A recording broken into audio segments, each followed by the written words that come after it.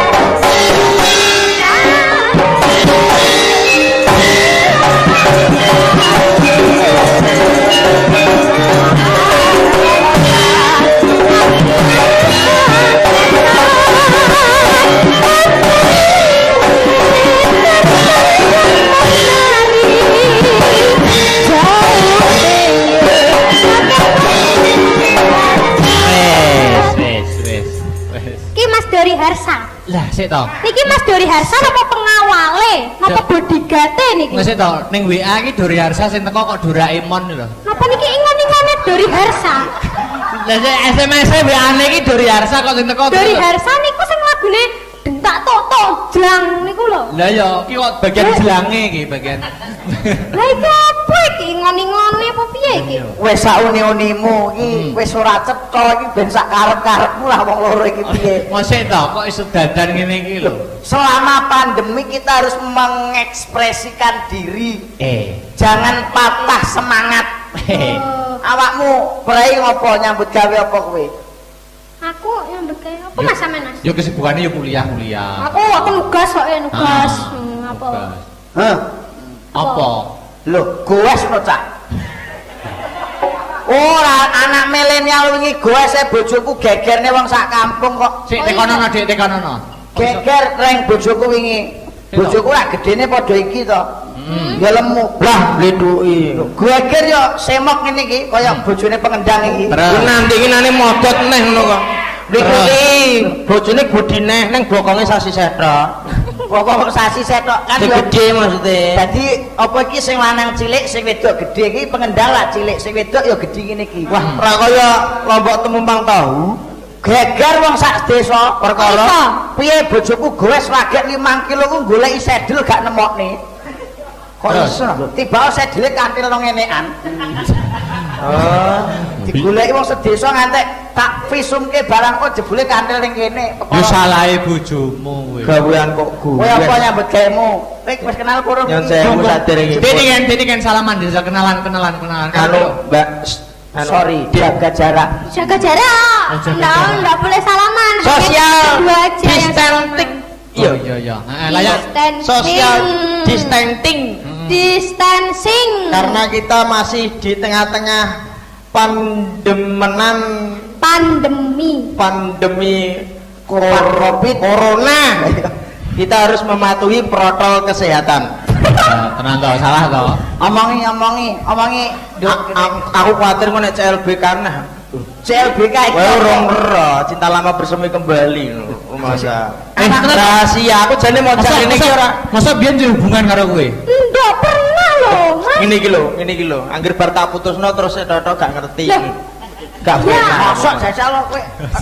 Masa toh? Alah. Dik, tenan ora duwe hubungan karo kowe biyen? Enggak loh, Mas. Aku Cuma macam-macam loh nek Mas Akbar loh.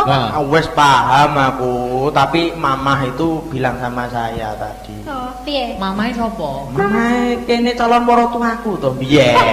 Calon sapa? Marotuwa. Oh ya gelem lho mbok kok ambek sampean. Lho, Kondange piye? Hah? Mama kok. Mama. Oh, mama lagi ngarit kok.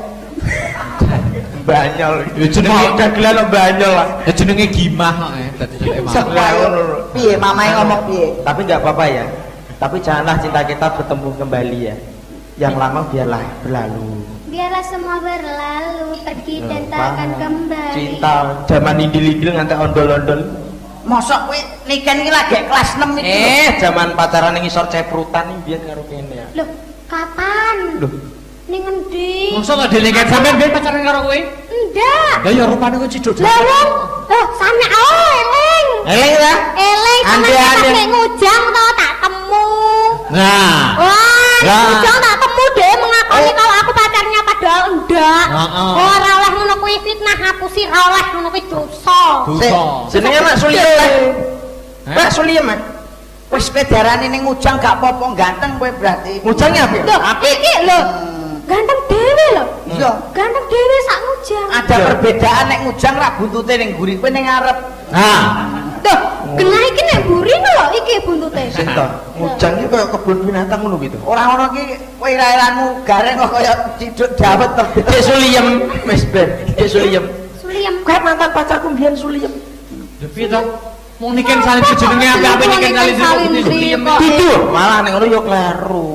Wah, mbiyen aku pacaran karo Kowe Suliem. rasa ngaku-ngaku ki sinden sing fenomenal dalang iso ngetoprak ya iso sinden. Paham aku ngape berteman ning YouTube kok. Berteman kok paling gak iki ning gone Instagram, Ndek Twitter. WhatsApp ngono kuwi berteman ning. Wah ning WA ngono itu. Ndak aku urung mau lebokno. Apa kowe? WA. Nomormu to? Iya, iya. Iki ngetoprak ya iso, nyindan iso, ndalang iso, sinden multi talenta. Mbak Nika nih. Lho, ngetoprak iki nek lakon suminten edat dhewe dadi suminten. Sebagai lakon Iso. Iso ngetoprak. Aku ngomong kandhani lho aku. Aku ketoprak iki paling enggak dapuk aku Subroto lah, pokoknya ngene iki. Walah, Le. Broto. Enggak. Enggak ngasih duit. Raya kaya ciduk kaya Sebagong apa Subroto. Subroto apa? Ketau kok ciduk es. Ayo nek iki Subroto KW. Subroto kowe dapukam milih apa kowe? Aku yo sing ganteng. Iki karek kirek kalau Loh. tek ngendi? Subrotone ya kudune Mas Sabar, Lah, nek sini. aku ndemeni Mas Sabar. Biar kowe kono. Samian dadi bapakku. Aku pakmu. Lah mbokku men ndi mboke? Mah aku mboke iki masam piye ra 4-7 kok. Aku mbok didapuk sing apik ah. Aku ki pertama lho sing ngene. Apik, didadekne peran utama dadi pot. Pot. Jadi mek ngangkruk ngene tok. Ah. Tapi kan metu sak wayah-wayah. Apa Pati malah HP lho. Anak kiri barang diuyuwi barang. Lah, dadi pot. apik. Kursi dapuk kursi kowe. Manut lah, aku ning kene iki yo butahe kan anut kowe ta aku. Ya iso Lega penerima tamu aja. Lah aku nyun sewu nek sampean rembug bayaran kan mau nyun sewu Mas. Mas Apa? Akbar. Iya. Dalang kondang fenomenal Mbak Niken Salindri aku ya wis ero. Niki kula mboten badhe ngrembug bayaran. Perkasipun wonten mriki nderekke niki Mas Bagong. Iya. Aku gak ngrembug dhuwit sumpah. Dhuwit kula dhewe 3 sak ning omah dereng garing. Nyun sewu. Wong rupamu pakmu ngemis kok mlebu kaya ngono. Kowe dapuk kursi. Kursi aku. Niken anakku, aku dadi warok. Lah. Mosok gene sing apik. Anu, sama tak genteni Subroto delok. Hah? Subrotone aku ya.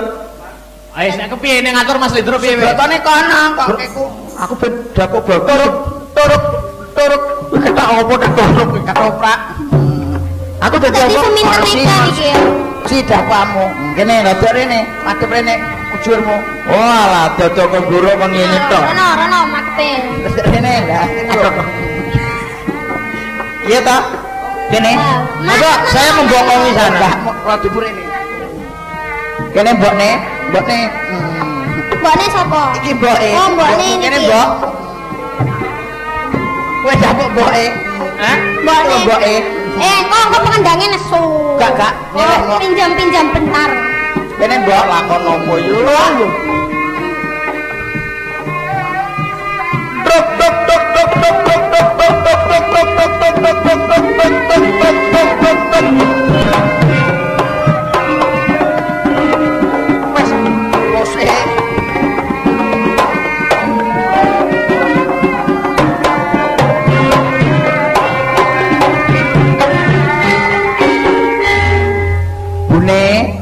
Iki foto Pak.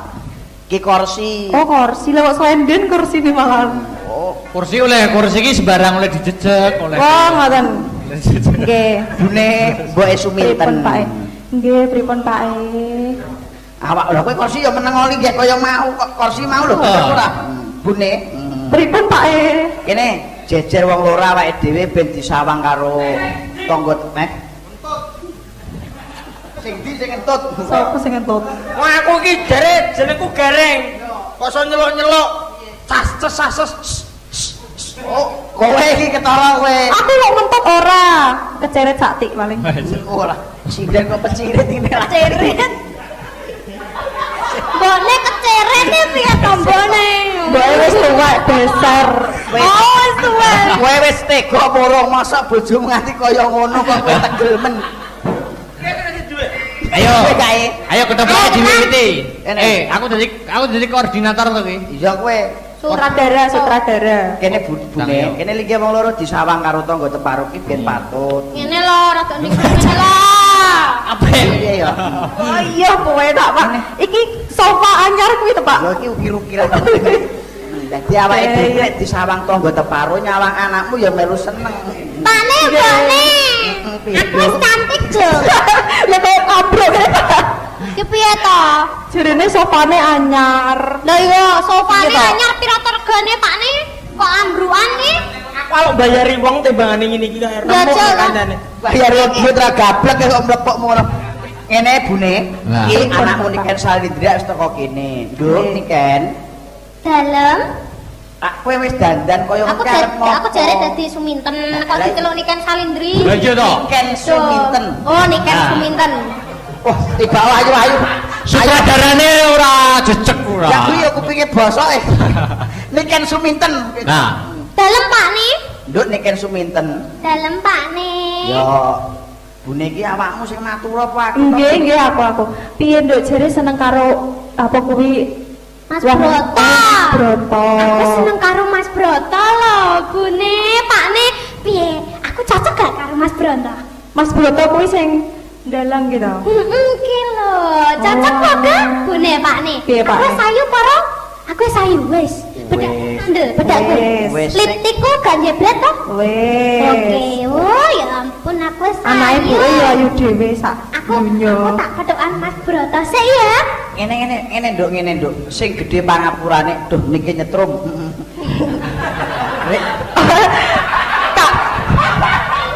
Tukang son ngancam aku kowe golek patiku pe bojoku ayu mbok temok ya kowe. Asem iki. Tak cedhaki kok nyetrum to, Pak. Gak nyetrum kan dret-dret rasane. Saya suwe ape mateni wong e. Oh, kene urung metu kok iki. Debane dadi meja ora entuk apa-apa aku ngomong kiri-kiri laku. Kok sik kok iki lho. Aku metu apa? Ya kok nek pas iki solar entek kowe lagi metu. Wong wayangan iki bare kan entek-entek solar. Buasano kok iso. Oh, laren usung-usung ki kok sampean kok metu pas wae usung-usung ki. Nduk Niken Salindri sing Nggih, Pak, Ne. pangapurane ya warahmatullahi wabarakatuh. Alhamdulillah wa syukurillah wala haula wala quwata illa billah. Allahumma sholli wa sallim ala nabiyyina Muhammad wa ala ali Muhammad amma ba'du. Sepisan boten wonten tembung ingkang langkung indah kejawi syukur ngersaning Gusti ingkang Maha Murah. Sholawat sarta salam kunjuk marang Nabi panutan Nabi Muhammad sallallahu alaihi wasallam. Ing dalu sakmangke kula kalian kanca-kanca Astabrata anggelar ringgit purwa kanthi durasi ringkas. Idep-idep punika tamba kangen. Jernyatanipun sampun gangsal sasi punika pandemi corona nggih seniman ingkang sangat terdampak ngantos pementasan wayang kulit lan kabudayan sanesipun terbatas. Mila kanthi boten nglanggar wujudipun protokoler kesehatan ing dalu sakmangke gelar kabudayan live streaming 2 channel nggih Astabrata Media kalih Niken Salindri Family nggih. Dene punika inggih idep-idep suronan Agustusan inggih punika kadang-kadang kula saking Wayang Mania Community WMC ingkang kepareng rawuh nenggani matur nuwun. Nggih menika idep-idepipun inggih ambal warsa WMC. Nggih. Saderengipun monggo kula aturi perwakilan saking Kadang WMC Mas Karno utawi lintune ingkang mewakili monggo katuran atur pangantikan dhateng ngajeng punika. Monggo sasana saha wekdal kula pasrahaken.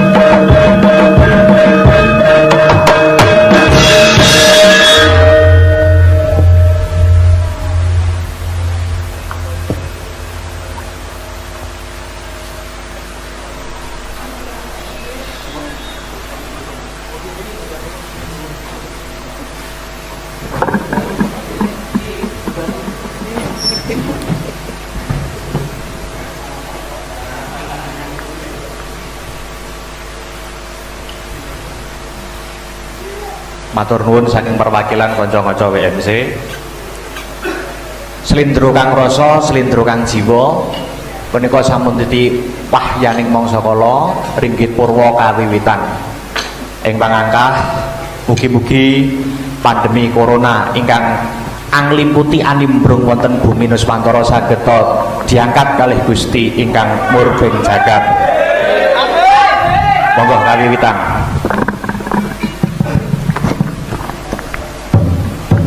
Yeah.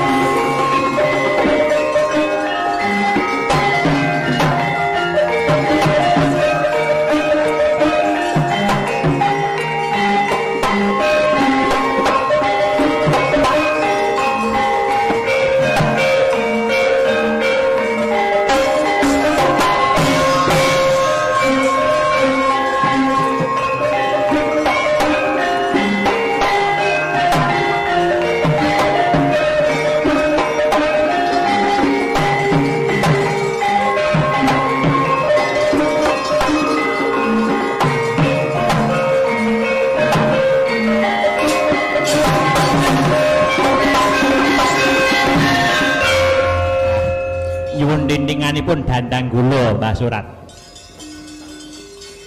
Allahu Akbar minangka pepeling atan ning masjid swara ngumandang iku minangka bukane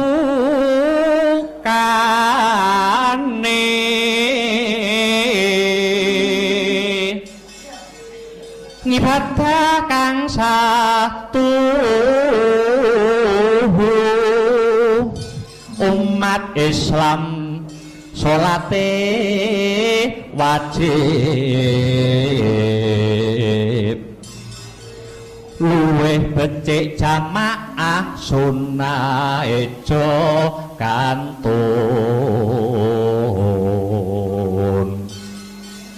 Ramadan nindakno poso kinantenan sabar sareh sarta eling Allah taring hidayah.